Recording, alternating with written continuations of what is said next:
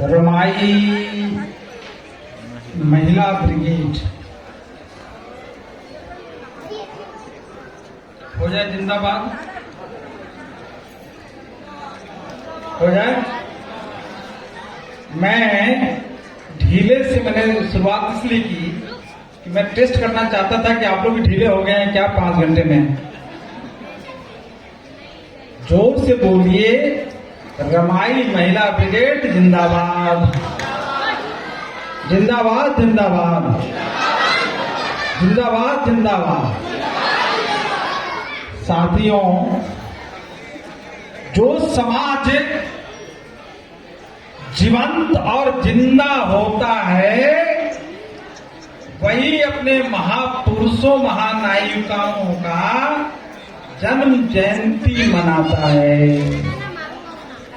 और जो समाज जो व्यक्ति मुर्दा होता है, जिंदा दिल नहीं होता है, या तो वो घर में बैठा रहता है या दफ्तरों में रहता है या अपना जो है किसी काम में किसी प्रोफेशन में बिजी रहता है। इसलिए जिंदा लोग और मुर्दा लोगों के बीच में फर्क भी जानना जरूरी है। ये जो जीवंत लोग हैं, जिंदा लोग हैं, वो जयंती का कार्यक्रम मनाते हैं और हमें और आपको जो जीवित करने का प्रमाण भी देते हैं। हम जीवित हैं या मरे हुए लोग हैं, इसके लिए भी प्रबुद्ध लोग जिंदा दिली का परिचय देके हमें और आपको जीवंत करते हैं। इसलिए कार्यक्रम के जितने भी आयोजक हैं उनके नाम पर एक बार ताली तो होनी चाहिए।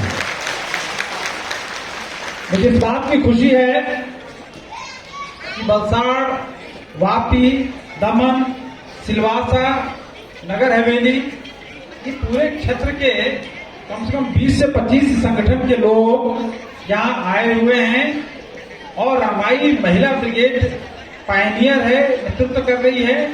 और उसके साथ साथ पूरे गुजरात से हमारे प्रबुद्ध लोग आए हुए हैं, हमारी बहनें आई हुई हैं, क्रिश्चियन समाज से आई हुई हैं, सभी समाज से लोग आए हुए हैं, सभी जाति के लोग आए हुए हैं, सभी संप्रदाय के लोग आए हुए हैं। इसलिए मैं इस कार्यक्रम को सबसे सफल कार्यक्रम मानता हूं।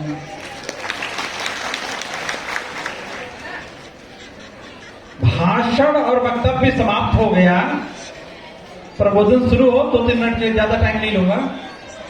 भाषण और वक्तव्य समाप्त हुआ तो प्रबोधन शुरू कर दिया जाए, थोड़ा बहुत है फिर हम उठना चाहिए, ताली बजनी चाहिए। मैं आपको धीरे धीरे एनर्जी देना चाहता हूँ, ऊर्जास्वित करना चाहता हूँ कि आप हमसे जुड़ जाएं। जब मुझे बुलाया हुआ है, मैं लगातार पिछले 5 दिन से, मैं अभी धोराजी था, उपलेटा था, गोंडल था, राजकोट था। राजकोट से मैं फ्लाइट पकड़ के जब बॉम्बे आया, बॉम्बे से सुबह अपनी कार से जैसे तैसे यहाँ भाग गया है। मैं आपके साथ 5 घंटे 4 घंटे से बैठा हूँ, फिर यहाँ से जाऊंगा, रात में जाऊंगा, मॉर्निंग में मुझे दिल्ली जाना है, दिल्ली के बाद मुझे फरीदाबाद जाना है, उसके बाद रोहतक जाना है, वहां से कार्यक्रम करके मुझे बनारस जाना है, बलिया जाना। तो लगातार हम जो है राष्ट्र जागरण का काम, समाज जागरण का काम कर रहे हैं। इसलिए मेरा आना आप मजाक मत समझिए, ऐसा नहीं है कि जो है कोई चीफ गेस्ट को बुलाया, सम्मान दिया। हम लोग सम्मान के भूखे नहीं है। हम अपने घरों से निकले हैं अपने समाज के लोगों का सम्मान करने के लिए। हम घरों से निकले हैं जागरण पैदा करने के लिए। अब पूछो कैसे? बहुत महत्वपूर्ण बात बता रहा हूं। 20 नवंबर 1930 को, जानने वाली बात बता रहा हूं, नई बात। 20 नवंबर 1930 को Baba Saheb doctor B.R. Ambedkar round table conference में दुनिया की सबसे बड़ी स्पीच और सबसे सुंदर स्पीच दी थी। उसके बाद 5 कमेटीज में उनको सदस्य बनाया गया और लगातार वो 20 दिन तक उन कमेटीज में अपनी बात कहते रहे, हमारी और आपकी बातें करते रहे। उसके बाद उनको फुर्सत मिला 30 दिसंबर 1930 को ये नई जानकारी, अच्छी जानकारी दे रहा हूं। 90% लोग नहीं जानते हैं। 30 दिसंबर 1930 को बाबा साहेब ने माता रमाई को एक लेटर लिखा था, पत्र लिखा था। वो मराठी में लिखा था, उसको हिंदी में अनुवाद किया गया तो लिखा गया कि बाबा साहेब डॉक्टर अंबेडकर का पत्र माता रमाई के नाम, और अंग्रेजी में उसका ट्रांसलेशन किया था मिस्टर प्रदीप अत्री ने। उन्होंने लिखा love letter written by doctor Ambedkar to माता रमाई। इंग्लिश में उसको बोला गया कि लव लेटर लिखा है, हिंदी में बोला गया कि बाबा साहब ने माता रमाई को पत्र लिखा, और मराठी में जो बाबा साहब ने ओरिजिनल लिखा था वो सिर्फ रमाबाई को पत्र लिखा था। रमा उनको एडजस्ट कर। अब पूछो कि बात कहने का मतलब क्या है? मतलब ये है कि बाबा साहब अपने पत्र में पहला लाइन लिखते हैं, गूगल पर सर्च कर मिल जाएगा। पहली लाइन कहते हैं कि रमा ओ रमा, रमा ओ रमा, तुम्हारी यशवंत की मुझे बहुत याद आ रही है। तुम्हारे आंसुओं की मेमोरी जो स्मृति है मेरे मन में है। और यही बात समाप्त करते हैं। और आगे क्या लिखते हैं कि लंदन में जो मैंने राउंड टेबल कॉन्फ्रेंस में भाषण दी, स्पीच दिया, उसकी बहुत गूंज है, वो बड़ा प्रभावशाली ढंग से यहाँ के अखबारों में निकला हुआ है। और दूसरी बात लिखते हैं कि रमा जो विचार हमने व्यक्त किया है वो बड़ा प्रभावशाली ढंग से लंदन के लोग स्वीकार कर रहे हैं। अब तीसरी बात कि रमा यशवंत की चिंता करना। यशवंत जो है कभी कभी मैं डांट देता था, लेकिन तू कभी यशवंत को डांटना नहीं। और जैसे मेरे पिताजी ने मुझे रात में रात जगा के जैसे पढ़ाया, मैं बड़ा लेजी था, मैं पढ़ने में थोड़ा सा वो होता था, मेरे पिताजी मुझे अनुशासन सिखाए। और उसके बाद जो है स्वयं जो जगे रहते थे, मुझे जगाते थे।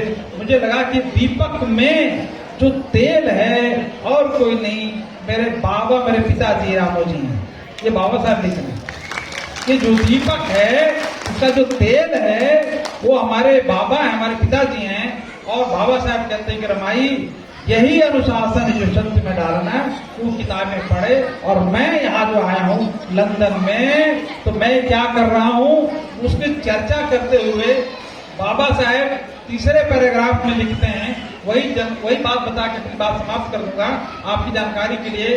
कहते हैं कि हजारों वर्षों से हमारे लोग जो प्रताड़ित हुए हैं, जो विक्टिम हुए हैं सफरिंग्स के, उनका दर्द मुझसे सहा नहीं जाता है। रमा मैं लंदन में तुम्हारी स्मृतियां लिया हूं। जब मुझे तुम लोग छोड़ने आए थे, मैंने तुम्हारे आंखों में आंसू देखा था। तुम अलग से बैठी हुई थी, सहमी हुई थी, कुछ बोल नहीं रही थी। तुम्हारी स्पीचलेसनेस जो थे वो जो तू अवाक थी, लेकिन मैं जान रहा था कि तुम क्या बोलना चाहती है। मैं तुम्हें जो है तुम्हारी स्मृतियों को मैंने दिल में सजाया हुआ हूँ, लेकिन मैं क्या करूँ, हमारे समाज को मैं देख रहा हूँ, उसके ह्यूमिलेशन को देख रहा हूँ, उसकी प्रताड़ना को देख रहा हूँ, उसके शोषण को देख रहा हूँ, उसके पछाड़पन को देख रहा हूँ, उसके बैकवर्डनेस को देख रहा हूँ। मेरा मन भर आता है, मैं आंखों में आंसू आना चाहता है, मैं रो नहीं पाता हूँ। लेकिन आज जब ये पत्र लिख रहा हूँ तो बाएं हाथ से पत्र लिख रहा हूँ और दाहिने हाथ से मैं आंसू पोंछ रहा हूँ। आप बात को समझिए। दूसरी बात जो बाबा साहेब माता रमाई को लिखते हैं इस चौथे पैराग्राफ में, कहते हैं कि हम लंदन में फाइट कर रहे हैं। I am fighting in London. कह रहे हैं कि मैं संघर्ष कर रहा हूं, और रमा हमारे सामने अंधेरा जरूर है, लेकिन हमें प्रकाश का मार्ग प्रशस्त करना है। ये बाबा साहब के शब्द हैं। हमें प्रकाश का मार्ग प्रशस्त करना है और हमें अपनी दुनिया बनानी है। और मैं जानता हूं कि हमें जो है किस तरह जो है अपने विजय पथ पर जो अग्रसरित होना है।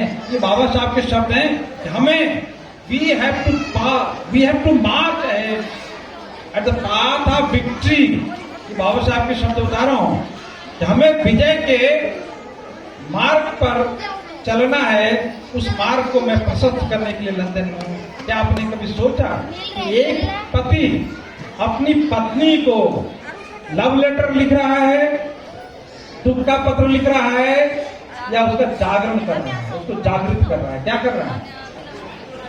उसको जागृत कर रहा है। माता रमाई का बाबा साहेब विनम्रता से सम्मान देते हुए उनको कैटराइज कर रहे हैं।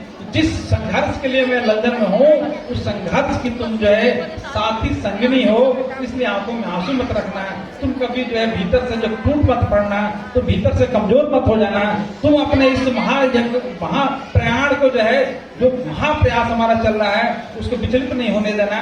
इस तरह का बाबा साहेब ने अपनी पत्नी को कैटराइज किया, उसको तैयार किया, उनका जागरण किया, उनको जागृत किया। आज हमें और आपको जो है उसी जागरण की जरूरत है, उसी जागृत की जरूरत है। हम जब अपनी पत्नी को, अपनी बेटियों को इन शब्दों के माध्यम से जागृत और जागरण पैदा करके जो है उनको दुर्धर्ष चेतना का मालिक बनाएंगे, तब हम शासक होंगे। नहीं तो हमारे लोग जो है हमारे लोगों को, और दूसरे लोग भी हमारे लोगों को दलित बना के छोड़ देंगे, हमारे लोगों को दलित बना के छोड़ देंगे। तीसरी बात, उसी लेटर में बाबा साहेब ने कहा कि मैं ज्ञान का समुद्र एक्सट्रैक्ट कर रहा हूं लंदन में। वे ज्ञान का समुद्र जो एक्सट्रैक्ट कर रहा हूं लंदन में, और ये ज्ञान जो है हमारा और आपका नहीं, पूरे समाज का जो है मार्ग प्रशस्त करेगा। रमाई, हम चाहते हैं इस देश में 5 चीजें हैं, और उन 5 चीजों के तहत मैं जाना चाहता हूं। क्या बोला? I want to find out the origins of religious slavery। मेरे शब्द नहीं है, ये बाबा साहेब के हैं। 1 मिनट में अपनी बात खत्म कर दूंगा, ये महत्वपूर्ण बात बता रहा हूं। बाबा साहेब कहते हैं कि रमाई, मैं ज्ञान के समुद्र को एक्सट्रैक्ट कर रहा हूं, अथाह सागर ज्ञान का मैं ले रहा हूं, और मैं लंदन में बैठ के ये प्रयास कर रहा हूं ये जानने का कि इस देश के धार्मिक गुलामी का कारण क्या है। मतलब इस देश के लोगों को धार्मिक रूप से जो गुलाम बनाया गया है, वो कहते हैं कि I want to have clarity, I want to find out the origin of slavery, of religious slavery. ये बाबा साहब कह रहे हैं। पहली चीज, ये धार्मिक जो गुलामी यहां है, उसके ओरिजिन को मैं जानना चाहता हूं, ये पैदा कहां से हुआ। हमारे बीच में हमारी बहन थी रत्ना वोरा जी, चली गई, रामायण और महाभारत और ये सब किस्सा कहानी बता रही थी। मैं कई बार अपने विद्वानों से, अपने अच्छे लोगों से बोला करता हूं कि जिस चीज को दयानंद सरस्वती ने रिजेक्ट कर दिया था, जिस चीज को पंडित मनसाराम शास्त्री ने रिजेक्ट कर दिया था, बाबा साहब ने रिजेक्ट कर दिया था, उसको आप लोग जिंदा क्यों करते हैं? हाँ, हो जाए ताली। दयानंद सरस्वती ने सत्यार्थ प्रकाश में कहा है कि गपोल ग्रंथ, ये सब गपोल हैं, कथा कहानियां हैं, ये झूठ बातें हैं, ऐसा कभी भारत में हुआ ही नहीं है। वैदिक संस्कृत को प्रचार करते करते उन्होंने बोला कि सब ये गपोल हैं, ये फ्रॉड ग्रंथ है, जाल ग्रंथ है। दयानंद सरस्वती ने उसको ज्योतिबा फूले साहब, भारत के राष्ट्र निर्माता, सच्चे कोई सबूत हो सकते हैं, तो क्रांतिवीर, भारत के राष्ट्रपिता महात्मा ज्योतिबा फूले ने रिजेक्ट किया इनको। पंडित मनसाराम शास्त्री आर्य समाजी थे, उन्होंने इतनी मोटी किताब 1936 में लिखा था कि वैदिक तोप का कोपों पर, तो मैंने या ब्राह्मण पुरोहितों पर तो ऐसा किताब लिखी, तोप पर वैदिक तोप किताब का नाम है। उसमें बोला कि सब जाल ग्रंथ हैं, ये फ्रॉड ग्रंथ हैं, इसको कभी मानो ही नहीं। और हमारे वक्ता चाहे जो भी लोग हैं, आसपास वही मंडराते रहते हैं, वही रामायण, वही गीता, वही अनुसुईया, वही रावण, ये सब कर करा के फिर उसको जिंदा कर देते हैं। उससे मुक्त होने की जरूरत है, और ये लोग जिंदा कर देते हैं। तो बाबा साहब कहते हैं कि मैं ये धार्मिक जो गुलामी है उसके कारण उसके ओरिजिनलिटी को जानना चाहता हूं, ओरिजिन कहां से हुआ, एक चीज। दूसरी चीज कहते हैं कि रमाई मैं यहाँ इकोनॉमिक हेजेमनी में अर्थव्यवस्था का जो प्रभुत्व है कुछ लोगों के हाथ में इस देश का अर्थव्यवस्था है, उसका कारण क्या है, हमारे लोग नीचे हैं और कुछ लोग ऊपर, इसका कारण मैं जानना चाहता हूँ। तीसरा कि यहाँ के लोग जो मूल निवासी हैं वो सामाजिक रूप से वो दबाए हुए हैं और दबाए होने के कारण जो है उन पर जो है सोशल हेजीमनी का मतलब होता है कि सामाजिक प्रभुत्व जो प्रभुता है वो कायम है और नीचे है ऊपर है, इसका भी कारण क्या है। और चौथी बात कहते हैं कि मैं इस देश के लोग जो मानसिक रूप से गुलाम हैं, जो मानसिक रूप से गुलाम है, उसका भी मैं कारण जानना चाहता हूं। जिस दिन ये सारी चीजें जान जाऊंगा उस दिन हम लोग अपने विजय का जय घोष करेंगे। क्या बोला था? बोलो जय भीम। विजय का जय घोष करेंगे। ये बाबा साहेब डॉक्टर B.R. अम्बेडकर माता रमाई को पत्र लिख रहे हैं और गूगल पर प्रदीप अत्री साहब कहते हैं कि बाबा साहेब ने रमाई को लव लेटर लिखा था। ये लव लेटर है, ये लव लेटर है। जोर से बोलो। ये विजय का उद्घोष पत्र था। क्या था? विजय का उद्घोष पत्र जो है एक पति अपनी पत्नी को लिखता है। देश का महापुरुष जो है, विश्व का महापुरुष जो है, अपनी पत्नी को जो है सम्मान आदर देते हुए उसकी बौद्धिक चेतना को जमीन से आसमान पे ले जा रहा है और उसके माध्यम से भारत की सारी महिलाओं को जागृत कर रहा है कि हमें जो है इन कारणों को समझना है कि हमारे लोग धार्मिक रूप से गुलाम क्यों हैं, हमारे लोग आर्थिक रूप से गुलाम क्यों हैं, हमारे लोग सामाजिक रूप से गुलाम क्यों हैं और इन गुलामी के जंजीरों को तोड़ने के लिए जो है हमें क्या करना पड़ेगा। इसलिए उन्होंने कहा हमें अपना मार्ग प्रशस्त करना है और विजय घोष करना है। हमें जो है जीतना है, जीतना है, जीतना है। हमारा महापुरुष हमें जो विजेता बनाना चाहता है, हमें शासक बनाना चाहता है, लेकिन हम लोग कार्यक्रमों में, फंक्शंस में विजेता नहीं बनना चाहते हैं, शासक नहीं बनना चाहते हैं। कार्यक्रम करके फिर समय के बाद जो कहते हैं इस समय का अभाव है। इस शब्द मैं पूरे देश में सुनता हूं। मैंने पूछा कि भाई समय का भाव आपके लिए कैसे पैदा हो गया? समय तो वही 24 घंटे वाला ही है, समय 365 दिन है, वो कम कहां से हो गया? कार्यक्रम में बैठे हुए लोग कहते हैं कि समय का अभाव है। भाई समय का अभाव तो मैंने कभी देखा नहीं। पूरा विज्ञान पढ़ लो, कभी समय का अभाव ही नहीं है। अभी तक कई हजार वर्षों में, कई करोड़ वर्षों में 24 घंटा ही है, 365 दिन है, 12 वर्ष से 10 वर्ष जो भी है उसमें समय तो घटा नहीं, तुम्हारी उम्र भी घटी नहीं है, जो है सब ठीक है। इसमें समय का अभाव कहां से हो गया? समय का अभाव नहीं है, बल्कि हम लोग समय का उपयोग करना नहीं जानते हैं। यदि कार्यक्रम 1 बजे स्टार्ट करने का निमंत्रण दिया जाता है तो लोग 2 बजे आते हैं, कार्यक्रम 3 बजे स्टार्ट होता है, तो इसमें समय का दोष है कि हमारा और आपका दोष है?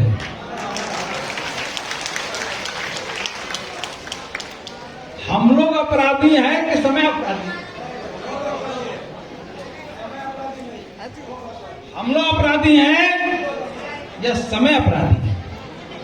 कार्यक्रम के आयोजक अपराधी हैं कि जिनके लिए जागरण, जिनके लिए कार्यक्रम किया जाता है वो अपराधी है? तय करो, तय करो।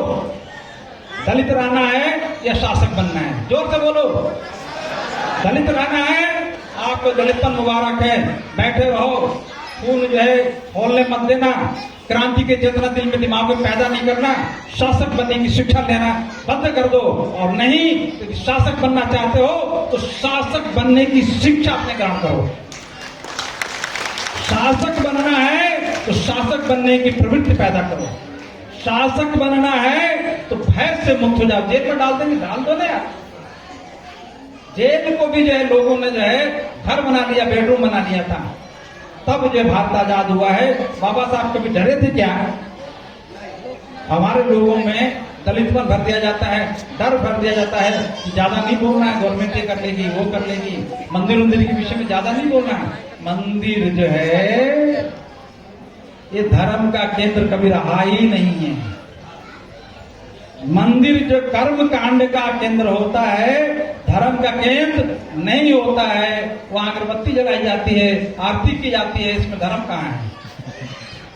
धागा बांधा जाता है, नारियल फोड़ा जाता है, कपूर जलाया जाता है, अगरबत्ती जलाई जाती है, मोमबत्ती जलाया जाता है, इसमें धर्म कहाँ है भाई?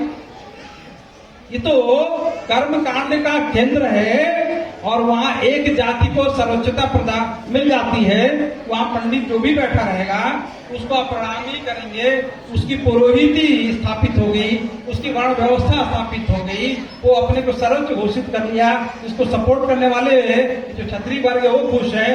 बनिया को जो है कहते हैं कि 42 इंडस्ट्री उससे चलती है एक मंदिर से, तो व्यापारी वर्ग भी खुश है।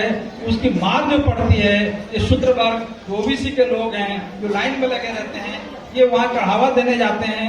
उनको कहा जाता है कि भगवान को चढ़ावा दो।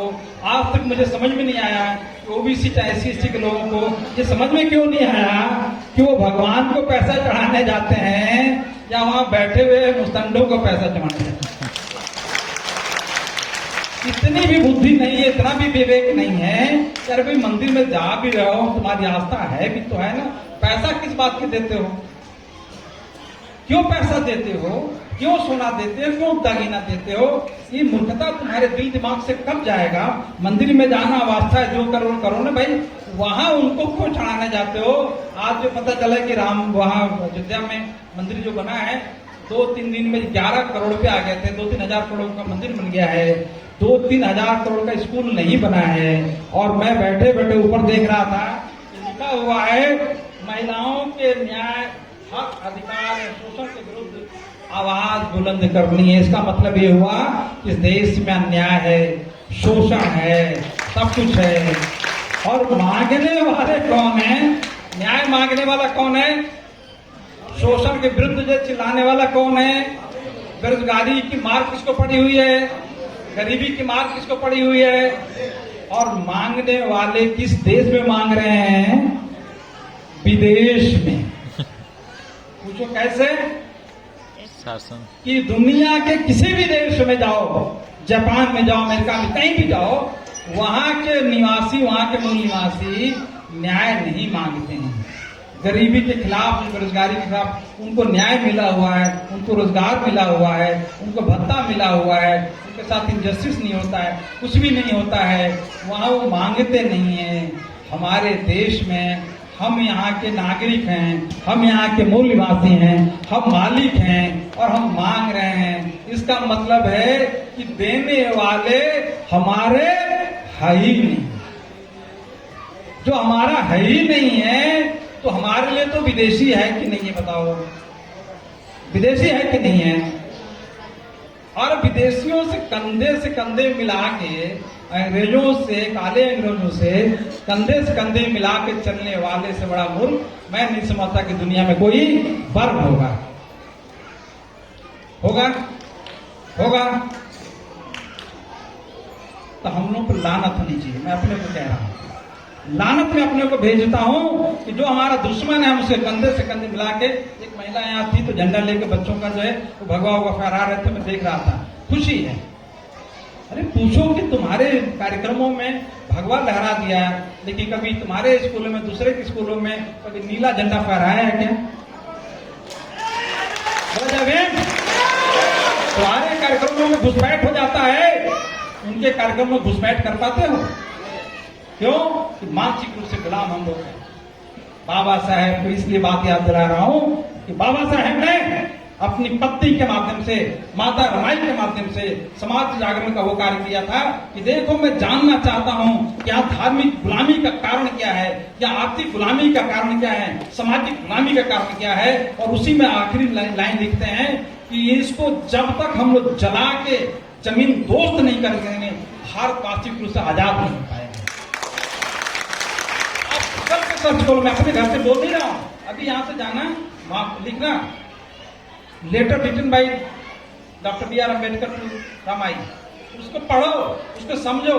हमारी बहन जो है उस लेटर का थोड़ा सा अंश पढ़ी, इरेलेवेंट बात पढ़ी, आखिरी पैराग्राफ 20 के 2 इंपॉर्टेंट पैराग्राफ तो वो पढ़ी ही नहीं, पढ़ना चाहिए। अपने समाज को जागरण करना हो, समाज के बीच में समय देना है। सुबह से निकले हुए हैं, शाम को जाएंगे, रात को 11 बजे हम घर पहुंचेंगे। वो भी महिला हमारी आई हुई है अहमदाबाद से, वो भी जाते जाते जो है 24 घंटा उनका समय लगा। हमारे मंच पे बैठे हुए लोग अपना समय दे रहे हैं, इतने लोग जो सुबह से आके बैठे हुए हैं, तमाम आयोजक जो हजारों रुपया खर्च करके, करोड़ों रुपया तो नहीं कह सकते कि हजारों रुपया खर्च करके कार्यक्रम को देते हैं। कार्यक्रम करने वाले लोग कितना कठिनाई से जीते हैं, कितनी परेशानियां होती हैं, कितनी जिल्लतें होती हैं, कितने लोगों को गालियां खाने पड़ते हैं, कितने लोग नाराज होते हैं, कितने ईर्ष्या करते हैं, कितने द्वेष देते हैं, कितने लोग हैं जो शिकायतें करते हैं, आलोचना करते हैं। उस सबको झेलते हुए कार्यक्रम का आयोजन होता है। हम लोग बैठे हुए लोग, हम शासक बनने की प्रवृत्ति भी पैदा नहीं कर पा रहे हैं। प्रवृत्ति जो मैं कह रहा हूँ, टेंडेंसीज, हम अपने बच्चों, अपने लोगों के दिल दिमाग में नहीं डाल पाएंगे तो कार्यक्रम बेकार, समय पास करना हो जाता है। इतने अच्छे कार्यक्रम की महानता, इसकी विराटता समाप्त हो जाती है। इसलिए इस कार्यक्रम में बाबा साहेब के उस पत्र को जो 30 दिसंबर को लिखा, और क्यों लिखा कि 20 नवंबर 1930 को राउंड टेबल कॉन्फ्रेंस में पहली बार बाबा साहेब ने जय घोष किया था, अरे अंग्रेजों, तुम हमारे देश में 150 साल तक शासन किए हो, 150 साल के शासन में भी हमारे 6 करोड़ लोगों की समस्याओं का समाधान तुमसे नहीं हो पाया। तुम्हारे देश में मैं आकर देख रहा हूँ कि तुम अपने देश में जो है डेमोक्रेसी रखे हो, हमारे देश में ब्यूरोक्रेसी रखे हो, तुम अपने देश में लोकतंत्र रखे हो, हमारे देश में नौकरशाही रखे हो। इस तरह हमारे कॉन्फ्रेंस में हमको बुला के क्या कहना चाहते हो? और दूसरी बात की, तुम 150 सालों में भी हमारी समस्याओं का समाधान तुम भी नहीं कर पाए, ये लोग तो किए नहीं थे। तो 150 वर्षों के हमारे इस आपके शासन में यदि हमारी समस्याओं का आप समाधान नहीं कर पाए, इसका मैं 2 ही कारण समझता हूँ। पहला ये कि आप अक्षम हो, और नहीं तो तुम्हारे में कोई चरित्र दोष है। कोई है जमीन पर पैदा हुआ, पूरे दुनिया की बात कर रहा हूं, पूरे भारत की बात नहीं कर रहा हूं, कोई है धराधाम पर जमीन पर पैदा हुआ जो अंग्रेजों के शासन में, अंग्रेजों के घर में, उनके दरबार में House of Commons and House of Lords के एमपी बैठे हुए हैं, और उसके 4 प्राइम मिनिस्टर बैठे हुए हैं, वर्तमान के प्राइम मिनिस्टर बैठे हुए हैं, जॉर्ज पंचम ने जिसको उद्घाटन किया हो, उस जगह पे बाबा साहब कहते हैं कि हमारी समस्याओं का समाधान तुम लोग भी नहीं कर पाए 150 सालों के शासन में। तो इसका मतलब यह है कि तुम्हारे में या तो तुम इनकॉम्पिटेंट हो, तुम अक्षम हो, और नहीं तो कोई चरित्र दोष है। कोई है पैदा हुआ, कोई है जमीन पर पैदा हुआ भारत में? पूरी दुनिया में अंग्रेजों को जो जिसको कहते थे, उनके शासन में जो है कभी जो अंधेरा नहीं होता था, सूरज नहीं डूबता था, इधर होता था तो उधर उजाला होता था, चारों तरफ जो दुनिया के 60% देशों में उनका कब्जा था। उनके बीच में जो है कोई दहाड़ने वाला अभी तक जो है पूरे इतिहास में कोई पैदा नहीं हुआ है। यदि कोई महापुरुष पैदा हुआ है तो इस महापुरुष का नाम है डॉक्टर बी आर। ये बात मैं कह रहा हूँ 1973 में लॉर्ड माउंटबेटन की बेटी काउंटेस माउंटबेटन ने जो है 14 अप्रैल के इंडिया हाउस के कार्यक्रम में जो है किया था। उसका पत्र में, उसका स्पीच मेरे पास है, उसको एम एस बहल साहब ने जो है मैगजीन में छपवाया हुआ है, वो मेरे पास कॉपी है। उस लड़की ने कहा कि जब मैंने पापा से मैं पूछती थी कि राउंड टेबल कॉन्फ्रेंस में who was the dominating personality, तो वो कहा करते थे कि राउंड टेबल कॉन्फ्रेंस में तो था एक आदमी था भारत का जिसको सच्चा स्टेटसमैन कह सकते हैं, सच्चा राजनीतिज्ञ कह सकते हैं, वो है डॉक्टर बी आर अम्बेडकर। उसको उन्होंने कहा था कि ही वाज, वो कहते थे he was most informative personality. ये बाबा साहेब के विषय में लॉर्ड माउंटबेटन ने अपनी बेटी को कहा था कि वो दुर्धर्ष व्यक्तित्व के धनी को इस पूरे की पूरी हिस्ट्री में है, वो है डॉक्टर बी आर अम्बेडकर। और उस बाबा साहब डॉक्टर बी आर अम्बेडकर ने अपनी पत्नी को जो पत्र लिखा, उस पत्र में कहते हैं कि देश के धार्मिक रूप से जो गुलाम बने हुए हैं उसके ओरिजिन को मैं समझना चाहता हूं। मैं बार बार रिपीट कर रहा हूं, यहाँ 80% लोग, इधर भी उधर भी 80% लोग उस धार्मिक गुलामी के शिकार इसलिए हैं कि धर्म का आचरण बिल्कुल नहीं है, नैतिकता बिल्कुल नहीं है, सदाचार बिल्कुल नहीं है, सात्विकता बिल्कुल नहीं है, मानवीय मूल्य बिल्कुल नहीं है, पाखंड है, अगरबत्ती जलाना है, मोमबत्ती जलाना है, धागा बांधना है, दुपट्टा लेना है और इसे प्रणाम करना है, चरण स्पर्श करना है, इसमें कोई धार्मिकता नहीं है। तब बाबा साहब ने कहा था कि धर्म नहीं, ये संस्कार, ये कर्मकांड, ये रिचुअल्स, ये जो पूजा पद्धति है, इसकी वजह से जो भारत में कभी नैतिकता नहीं आती है, सदाचार नहीं आता है, अखंड मानवता नहीं पैदा होती है, मनुष्य मनुष्य में प्रेम नहीं होता है, मैत्री भाव नहीं होता है, आपस में लगाव नहीं पैदा होता है। इसलिए मैं जानना चाहता हूँ इसका और भी असली कारण क्या है। उन्होंने बाद में जो है किताब में मेरे पास पड़ा हुआ है, वो उन्होंने जाति पात तोड़क मंडल को जो दिया था स्पीच के लिए, वो किताब में लिखते हैं कि भारत के धर्म शास्त्रों में जो धर्म शास्त्र हैं, वास्तविक रूप से अधर्म शास्त्र है, उसमें धार्मिक गुलामी पैदा किया जाता है, जिसको हमको और आपको दिया जाता है। इसको अगरबत्ती जलाओ, रामायण को, गीता को, महाभारत को पूजो, उसमें जो वर्ण व्यवस्था है, उसमें जाति व्यवस्था है, उसमें जातियों को नीच माना जाता है, कुछ जातियों को उच्च माना जाता है। तो बाबा साहब वही चीज जो है 6 साल के बाद जो 1926 में जब ये किताब लिखते हैं लहसन प्रकाश, जो जाति प्रथा का उन्मूलन, उसमें स्थापित करते हैं। और दूसरी बात कि आर्थिक रूप से हमारे लोग जो गरीब हैं इस देश में, उसको भी बाबा साहब ने बड़ी गहराई से जो व्याख्या की है, उस पर मैं नहीं जाना चाहता हूँ, अपनी बात समाप्त करना चाहता हूँ। सामाजिक रूप से जो प्रभुता से हम दबे हुए लोग हैं और राजनीतिक रूप से भी प्रभुता से दबे हुए हैं, इसकी जागरण जो यात्रा बाबा साहब ने 1930 में की। हम लोग आज 2024 में, आज से सिर्फ 6 साल में, 100 साल से 6 साल पहले हम लोग कर रहे हैं। मैंने 94 साल लगा दिया ताकि हमारे में अभी तक जो है वो जो भाव बाबा साहब का था, वो जो आदेश था, वो जो दिशा निर्देश था, हम लोग अपने जीवन में ढाल नहीं पाए थे। 94 साल जो है हमने बर्बाद किया है। इसलिए हम आए हुए हैं कि अपने समाज के, पूरे देश में, पूरे विश्व में हम लोग जागरण पैदा करके जो है भाव पैदा करने की कोशिश कर रहे हैं कि तुम शासक बनो, तो शासक बनने की प्रवृत्ति पैदा करो। और बाबा साहब ने अपनी पत्नी को जब ये कहा था कि हम विजय घोष पर जो है प्रयाण कर रहे हैं, विजय घोष पर ट्रेवलिंग करेंगे, इसके लिए जो है मैं यहाँ हूँ। रमा भाई, तुम आंखों में आंसू मत रखना, रमाई जो है रामा, तुम अपने आंखों में कभी ये स्मृतियां मत रखना, वो सोच मत रखना जिससे तुम टूट जाओ, क्योंकि तुम टूट जाओगे तो मैं टूट जाऊंगा। मैं उस रास्ते पर चल पड़ा हूँ जहां आपकी जानकारी के लिए बता के ही बात समाप्त करता हूँ। ये दिलों में रख लेना, दिमाग में रख लेना, जरूरत पर तो खून से अपने तकिए पे लिख लेना कि तुम याद पड़े। बाबा साहब कहते हैं कि Ramai, I have been tied with revolution. मेरा शब्द नहीं है, गूगल में देख लेना। These are the words of doctor मीट कहते हैं कि Ramai, I have been tied with revolution. मैं क्रांति से शादी किया हूँ, मैं क्रांति से जो है गठबंधन किया हूँ, मैं क्रांति के साथ मुझे जुड़ा हुआ हूँ, इसलिए मुझे माफ कर देना है, मैं उस रास्ते पर चल रहा हूँ। कभी आपने सोचा कि हम क्रांति के मार्ग पर हैं? हमने क्रांति से शादी की है। मेरे बेटी के आंख का ऑपरेशन भी चल रहा है, आपकी जानकारी के लिए बता दूं, मैं यहाँ हूँ और बड़े मेजर ऑपरेशन है। मैंने भी कहा कि बेटा, मेरी मम्मी, तुम्हारी मम्मी है, वो रहेंगे, मैं तो जा रहा हूँ कार्यक्रम में, जब है समय दिया है। एक बार मेरे और भी कार्यक्रम में वाइफ को ऑपरेशन था, मैं उस समय जब वर्धा में था। आज जो है डॉक्टर ने टाइम दिया था 4 दिन पहले से, आज फिक्स था 2 बजे। मैं यहाँ हूँ, मैंने कहा कि तुम लोग संभाल लेना, कोई बात नहीं, मैं डॉक्टर तो नहीं हूँ, मैं वहाँ बैठा रहूँगा तुम्हारा मनोबल हाई करने के लिए।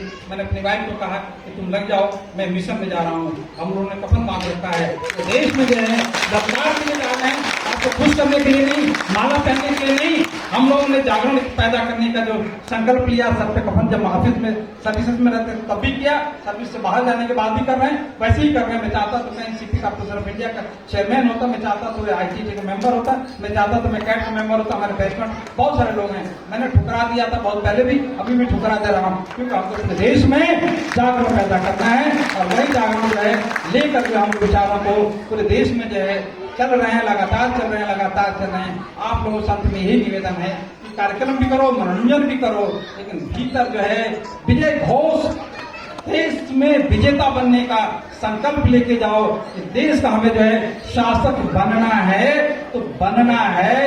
कोई जरूरी नहीं कि सीएम बन जाओ, सीएम पीएम शासक नहीं होते हैं। लोग जो पीएम बने हुए हैं तो क्या हुआ, वो किसी संस्था के गुलाम लोग हैं। कोई डीएम बना हुआ तो भी किसी संस्था का गुलाम है, कोई सीएम बना हुआ है वो भी जो अपने आप से सीएम नहीं है, वो भी किसी चीज का गुलाम है, वो दूसरे के उद्देश्यों के मुताबिक काम कर रहा है। इसलिए सीएम पीएम बनना जो है शासक बनना नहीं हुआ करता है। कई बार मैंने मंत्रियों को बोला कि तुम सरकार में जाते हो, सत्ता में नहीं जाते हो। हमारे अपने मंत्रियों को मैंने बोला है, एक नहीं 50 मंत्रियों को बोला है कि आप सरकार बनाते हो, सरकार में जाते हो, आपके हाथ में सत्ता नहीं रहता है, क्योंकि आप सत्ता में नहीं जाते हो। शासन आपके हाथ में रहता है और प्रशासन दूसरे के हाथ में रहता है। इसलिए 32 साल तक ओबीसी का शासन बिहार में होने के बावजूद भी ओबीसी का वहाँ विकास नहीं हो पाया। अंत में जो है नीतीश कुमार जी ने जो पलटी मारी है, तब पता चलता है कि सत्ता में थे नहीं, बल्कि सरकार में थे, सत्ता इनके हाथ में रही नहीं है। वो पूरे देश में लागू होता है। ये प्रबोधन, ये सोच आप और दिमाग में लेके जाइए, तब पता चलेगा कि हमारे मंत्री भी सरकारों में जाते हैं, सत्ता में नहीं जाते हैं। इसलिए हमें और आपको जो है इनलाइटेंड होना है, प्रकाशित होना है और समाज का जागरूक करना है। इन्हीं शब्दों के साथ जो है जय हिंद जय भारत।